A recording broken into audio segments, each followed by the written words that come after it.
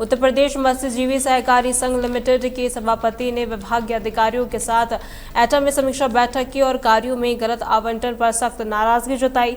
इस दौरान सभापति ने मछुआरों को बीमा योजना और केसीसी कार्ड उपलब्ध कराने और तालाबों की नीलामी समय से पूरी करने के निर्देश दिए।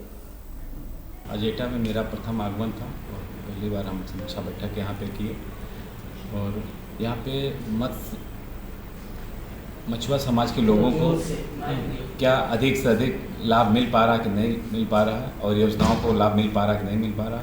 इसी क्रम में हमने समीक्षा बैठक किया। इस बैठक में स्थानीय सदर के एसडीएम साहब भी बैठे रहे, बैंक से एलडीएम साहब भी आए हुए थे, स्थानीय पुलिस विभाग के भी लोग थे, ताकि किसी को किसी प्रकार का अगर समस्या है, पट्टा धारकों को अगर समस्या अतिक्रमण है, हमारे एसडीएम साहब थे वो देखते और कोई अगर गलत तरीके से कब्जा किया है, शिकार माही में मछली मारने में उनको दिक्कत हो रही है तो पुलिस विभाग से भी लोग आए थे और किसी को केसीसी अगर नहीं बन पा रहा है, कोई समस्या हो रही है तो उसके लिए हम एलडीएम साहब को बुलाए थे, बैंक से आए हुए थे। हम चाह रहे थे कि आपके यहाँ एटा जनपद में जो भी मछुआ समाज के लोग हैं और जो मत्स्य व्यवसायी हैं उनको अधिक से अधिक योजना।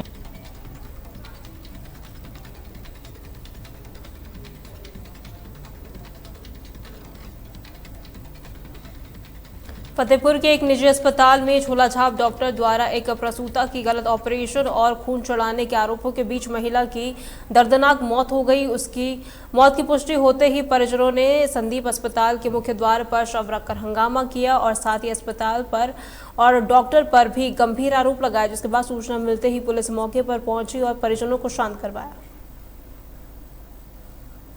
देवरानी की मृत्यु हो गई है। हम ये चाहते हैं कि हमारे यहाँ लेके गए थे, यहाँ पे ऑपरेशन से बच्चा हुआ है। तो हमने बच्चा तो हुआ, हमारा बच्चा भी ठीक था, तभी माँ भी ठीक थी। एक दिन बाद उसको ब्लड चढ़ाने का कहे, हमने माना किया कि ब्लड मचाए, ब्लड उसको अभी 10 पॉइंट है, 10 पॉइंट है तो हम ब्लड नहीं चढ़ाएंगे। तो कह रहे नहीं ब्लड चढ़ाइए, अने हम गारंटी नहीं लेंगे। उनने हम पे दबाव डाला है तो हम चंदी डॉक्टर हॉस्पिटल में हम भर्ती किए थे हॉस्पिटल का। ओके, फिर उसको हम दिए, ब्लड का पैसा दिए, ब्लड ला के चढ़ाया। गारंटी ले रहा था कि हम गारंटी ले रहे हैं और जो वो गारंटी लेने के बाद हमारे पेशेंट के पूरे इन्फेक्शन फैल गया। हाँ, उसके जब जान गया कि तो हम तुरंत रिफर कर दिया, कर लेके जाओ फतेहपुर। हम फतेहपुर लेके गए। जब फतेहपुर में जवाब हो गया तो हम डायरेक्ट कानपुर लेके गए और कानपुर जब लेके गए तो कानपुर में हमारे पेशेंट 6 दिन भर्ती थी, कोई रिएक्ट नहीं हुआ उसमें शरीर में। वहाँ से रिफर करके हम इलाहाबाद लेके गए। इलाहाबाद में हमारे पेशेंट हमारा खत्म हो गया। मेरी पत्नी खत्म हो गई है सर। मैं लेके गया था संदीप हॉस्पिटल, इसमें बोले नॉर्मल डिलीवरी हो जाएगी, नॉर्मल डिलीवरी पे एडमिट कर लिया। उसके बाद उसने क्या किया, सुबह में बोला ये नॉर्मल नहीं हो रही, ऐसा बोलते ये बच्चा लैट्रिन कर दिया, ऐसा बोल के वो ऑपरेशन कर डाला और ऑपरेशन के बोलता ब्लड कम हो गया, ब्लड कम है, जबकि 10 पॉइंट था। और उसके बाद भी बोलता है कि ब्लड कम है और 2 यूनिट का पैसा जमा करा लिया। नहीं, हम लोग पैसा दे नहीं रहे, बोलते नहीं दोगे नहीं तो इन्फेक्शन फैल जाएगा, मेरी जवाबदारी नहीं रहेगी।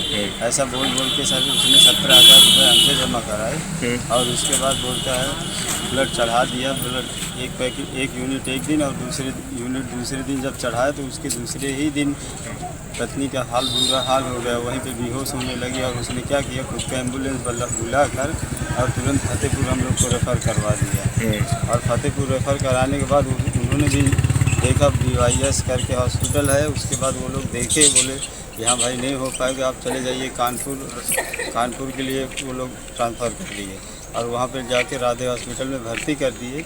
वहाँ 4 दिन भर्ती किए थे, कोई मूवमेंट नहीं मिला। तब हम लोग लेके इलाहाबाद चले गए, अपने से रेफ़र करा के और इलाहाबाद गए।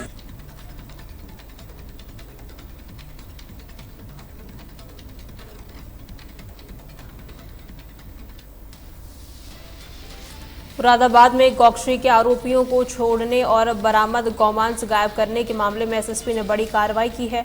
मामले की जांच में लापरवाही और आरोपों की पुष्टि होने पर थानाध्यक्ष और चौकी प्रभारी समेत कुल 10 पुलिसकर्मियों को तत्काल प्रभाव से निलंबित कर दिया गया है। एसएसपी ने इस मामले में जानकारी दी और बताया कि पुलिसकर्मियों द्वारा पकड़ी गई गाड़ी में गौवंश होने के बावजूद आरोपियों को छोड़ दिया गया और मांस को जमीन में दबा दिया गया था। दोपहर को एक सूचना मिली थी कि पखवाड़ा थाना क्षेत्र के अंतर्गत जो ग्रोथ सेंटर चौकी है उस पे एक गाड़ी और उसमें कुछ गौमांस है और उसके संबंध में स्थानीय पुलिस के द्वारा किसी प्रकार की कोई कार्रवाई नहीं की जा रही है।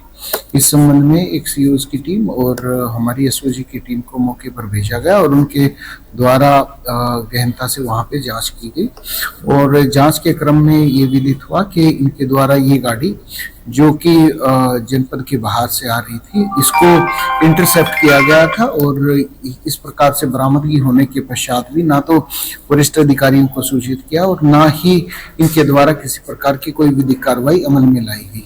इस प्रकरण की गंभीरता को देखते हुए थाना प्रभारी, चौकी पर नियुक्त स्टाफ, थाने की सेकंड मोबाइल जो कि उस क्षेत्र के अंतर्गत वहां पर मौजूद थी और पीआरवी के स्टाफ को निलंबित किया गया है और इसकी प्रारंभिक जांच के आदेश निर्गत किए।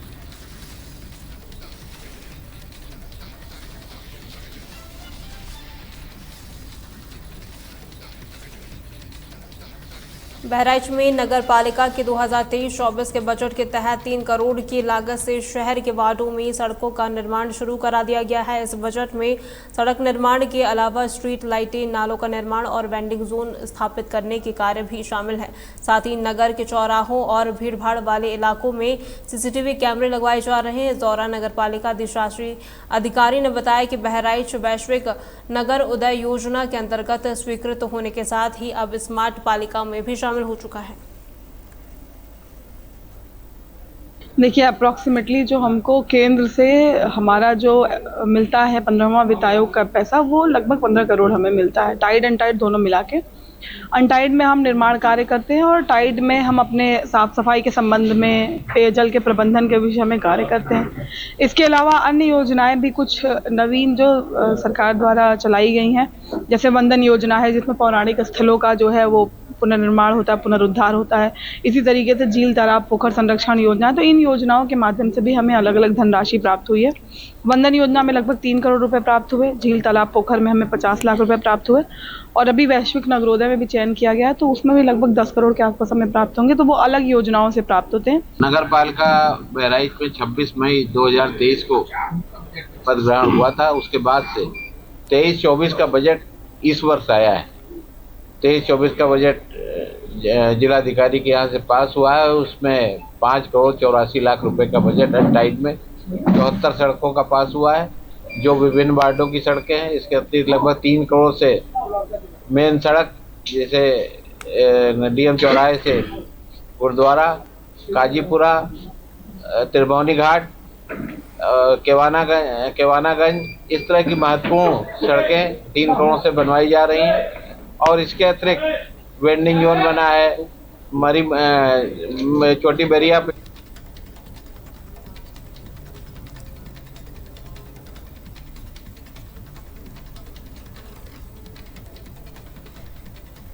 गाजियाबाद के हाईवे पर बनी एक फैक्ट्री से निकलने वाला धुआं आसपास की कॉलोनियों में फैल रहा है, जिससे लोगों को सांस संबंधी बीमारियां हो रही है।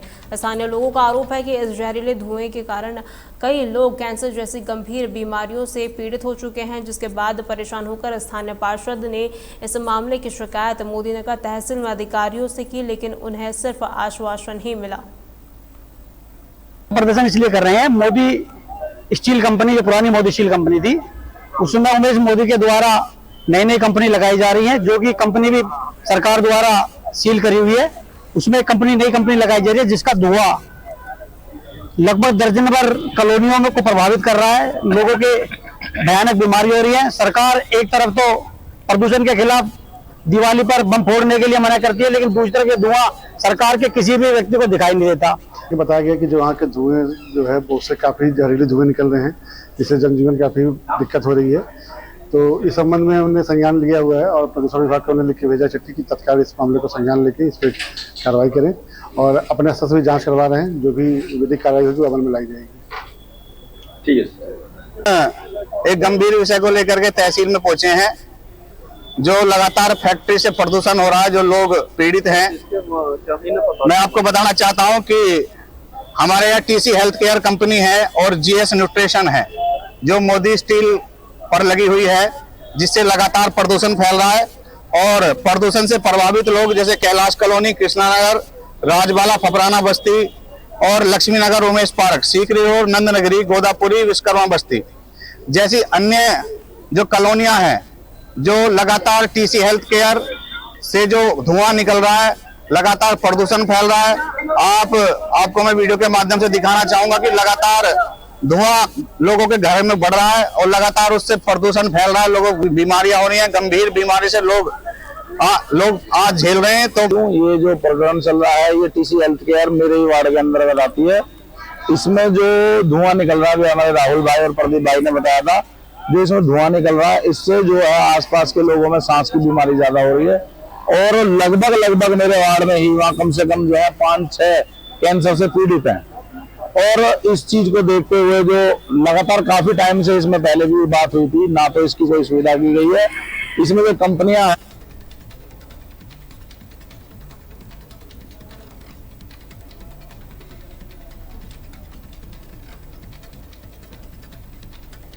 उन्नाव में 12 रबीउल अव्वल के मौके पर निकलने वाले जुलूस मोहम्मदी को लेकर मरकजी शरीयत कमेटी ने प्रेस कॉन्फ्रेंस की। इस दौरान कमेटी के सदर अतहर अली ने बताया कि जुलूस को सरकार की गाइडलाइन के अनुसार शांतिपूर्ण ढंग से निकाला जाएगा। साथ ही उन्होंने कहा कि जुलूस में बड़े झंडे और तेज आवाज में राउंड का उपयोग नहीं किया जाएगा और सभी प्रतिभागी शांति बनाए रखें। वहीं अतहर अली ने लोगों से अपील की है कि कम हाइट के झंडे लेकर जुलूस में शामिल हो ताकि आम जनता को कोई परेशानी ना हो। पूरी दुनिया में इस साल पैगंबर हज़रत मोहम्मद सल्लल्लाहु अलैहि वसल्लम का 1500 साला यौम विलादत मनाया जा रहा है, जिसे बर्थडे है। पूरी दुनिया में अमन और शांति सुकून के साथ मनाया जा रहा है और ये इसलिए मनाया जा रहा है क्योंकि उन्होंने जो हमें दिशा दिखाई वो इंसानियत, अमन, अमान और नारी की रक्षा कैसे की जाए, अपने हुकूक के लिए कैसे आवाज़ बुलंद की जाए, ये सारी चीज़ें समाज को अच्छा समाज बनाने के लिए उन्होंने हमें शिक्षा दी। 5 तारीख को पूरे हिंदुस्तान में जुलूस मोहम्मदी सल्लल्लाहु अलैहि वसल्लम निकलेगा।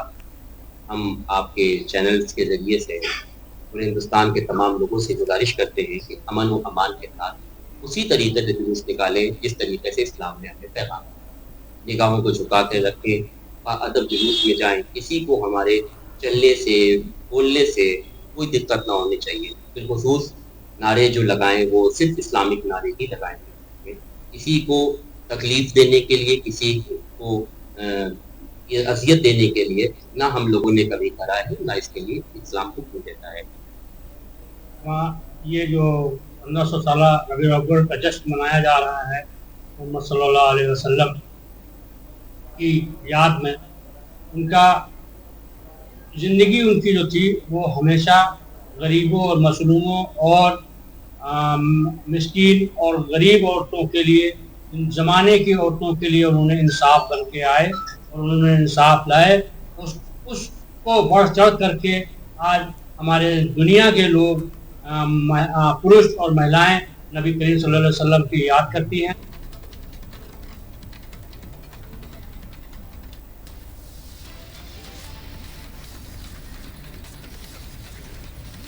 गाजियाबाद के लोनी में यमुना नदी का जल स्तर लगातार बढ़ने लगा है। वहीं प्रशासन ने स्थानीय लोगों को ऊंचे स्थानों पर जाने की हिदायत दी है। जल स्तर बढ़ने से नदी का पानी किनारे से लगे गांव में घुस चुका है, जिससे ग्रामीणों की फसलें नष्ट हो चुकी हैं। प्रभावित ग्रामीण अपने घर छोड़कर सुरक्षित स्थानों पर पहुंच चुके हैं और प्रशासन द्वारा लगातार राहत का काम जारी है।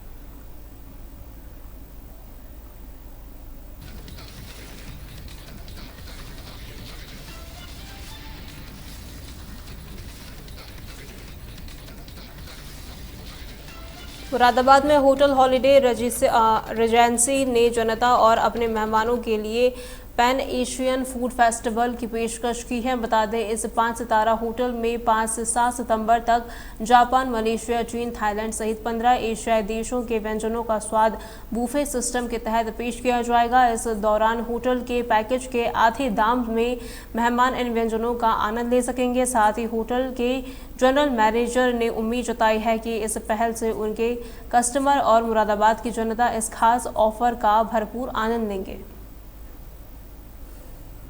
सर, इस बार हम 5 सितंबर से लेके 7 सितंबर तक अपने आर्लॉन्ज रेस्टोरेंट में pan Asian food festival organise करने जा रहे हैं। इस फेस्टिवल में हम 15 अलग अलग एशियन कंट्रीज के फूड जो कि सर्व करने जा रहे हैं।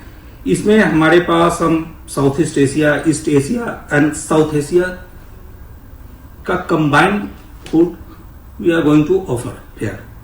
इसमें जापान से लेके, चाइना से लेके, मंगोलिया से लेके, भारत से लेके, मीन्स अलग अलग जगह के अलग अलग रीजन को हम एक साथ एक मंच पे अपने मुरादाबाद वासियों को देने का प्रयास कर रहे हैं।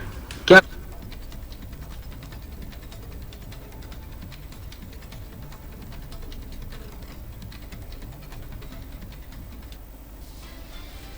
गाजियाबाद में पुलिस और स्वाट टीम की एक संयुक्त कार्रवाई के दौरान 25,000 रुपए के इनामी बदमाश देवेंद्र से मुठभेड़ हो गई। बता दें, चेकिंग के दौरान संदिग्ध देवेंद्र ने पुलिस को देखकर भागने की कोशिश की और पुलिस पर फायरिंग भी की, जिसके जवाब में पुलिस की गोली उसके पैर में लगी और वो घायल हो गया। इस दौरान पुलिस ने उसके पास से अवैध तमंचा, कारतूस और नकदी बरामद की है।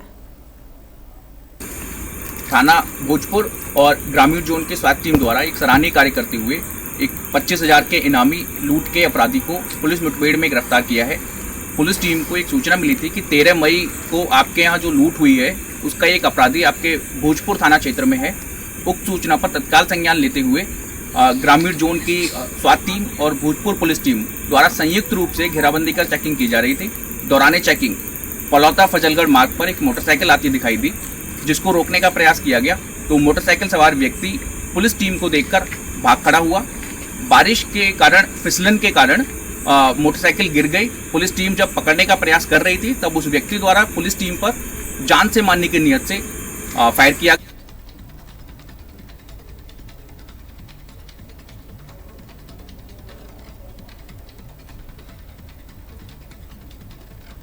मिर्जापुर में जिला कांग्रेस कमेटी ने पूर्व मुख्यमंत्री कमलापति त्रिपाठी की 120वीं जयंती मनाई। इस दौरान कमलापति त्रिपाठी पार्क में आयोजित कार्यक्रम में नेताओं ने उन्हें श्रद्धांजलि देते हुए कहा कि उन्होंने उत्तर प्रदेश और पूरे देश के विकास में महत्वपूर्ण योगदान दिया है। साथ ही उन्होंने काशी का गौरव और विकास पुरुष के रूप में याद किया गया। वहीं नेताओं ने कहा कि आज देश की जनता को उनके द्वारा स्थापित रेल कारखानों और उद्योगों का लाभ मिल रहा है।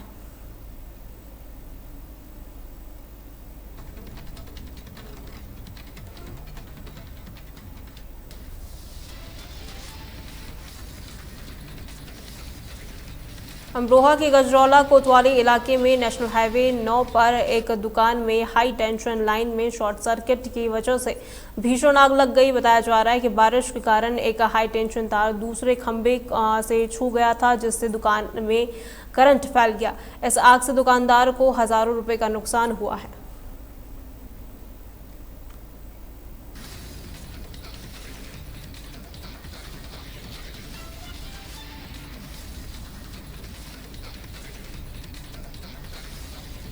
बहराइच के बनपुरवा गांव में एक तेज रफ्तार मोटरसाइकिल की टक्कर से घर के बाहर खेल रही एक मासूम बच्चे की मौत हो गई।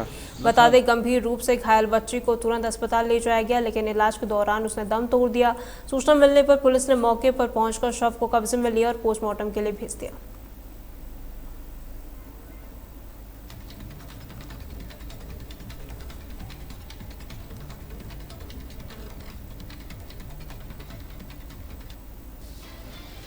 बहराइच में ई रिक्शा चालकों ने रूट निर्धारित न होने से हो रही परेशानियों को लेकर डीएम कार्यालय पर प्रदर्शन किया। इस दौरान बड़ी संख्या में एकत्रित हुए चालकों ने एसडीएम सदर को एक शिकायती पत्र सौंपा, जिसमें उन्होंने न्याय की गुहार लगाते हुए उनके लिए रूट निर्धारित करने की मांग की।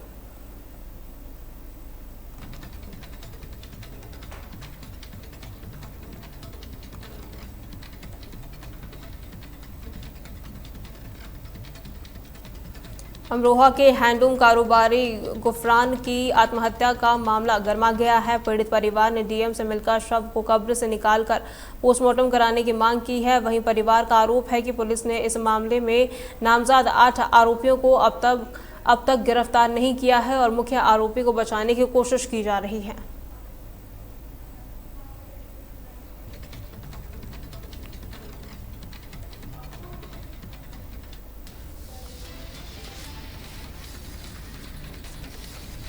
मुरादाबाद में स्थित एक नशा मुक्ति केंद्र में एक युवक ने अपने ही साथी की गला रेत कर हत्या कर दी।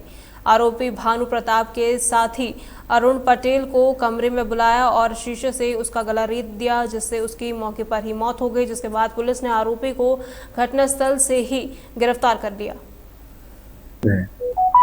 वहां पे कल रात्रि एक इनमेट के द्वारा जो संभवतः अमरोहा का रहने वाला है, जो उसका पता हम लोग तस्दीक कर रहे हैं, उसने अपने एक और इनमेट का के ऊपर उसने पहले तो उसको नीचे दबा करके उसके गला पे अटैक किया, उसकी गला दबाया या बेहोश हो गया। उसके बाद उसने वहीं पे पड़े कांच से लेकर उसे गला रेत दी। इनफैक्ट उसके बारे में जब छानबीन की गई तो उसके बारे में पता चला इसका नाम भानु प्रताप अमरोहा का निवासी है और ये मेंटली संभवतः कुछ डिजॉर्डर का शिकार भी है और ये नशा मुक्ति केंद्र में काफी दिनों से रह रहा था और किसी कारणवश उसके मन में कुछ इस तरह की बात आई। उसके बाद उसने ये घटना कर दी और उसके बाद वो मौके पर ही बैठा रहा। सूचना पर तत्काल CO Civil Lines, HO Civil Lines अभी मौके पर पहुंचे। उस बॉडी को वहां से हम लोगों ने शिफ्ट किया है, इसका पीएम कराया जा रहा है और इसमें जो मृतक है उसके परिवार की तरफ से तहरीर प्राप्त हुई है, उसमें हम लोगों ने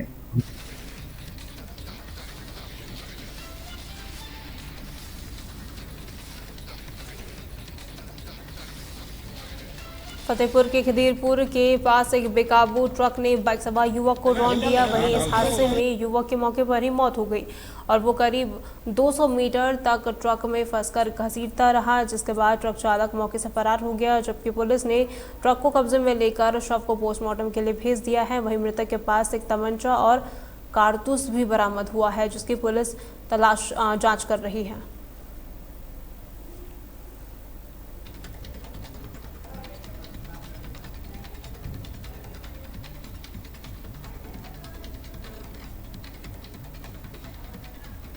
बहराइच की पुलिस ने 1 साल पहले हुए महसी महाराजगंज दंगे को लेकर इंस्टाग्राम पर आपत्तिजनक पोस्ट करने वाले 2 युवकों को गिरफ्तार किया है। आरोपियों की पहचान एहसान और शकील के रूप में हुई है। इस दौरान पुलिस ने उनके पास से 2 देसी तमंचे और 2 जिंदा कारतूस भी बरामद किए हैं। पुलिस के अनुसार इन युवकों ने सांप्रदायिक सौहार्द बिगाड़ने के उद्देश्य से ये पोस्ट की थी।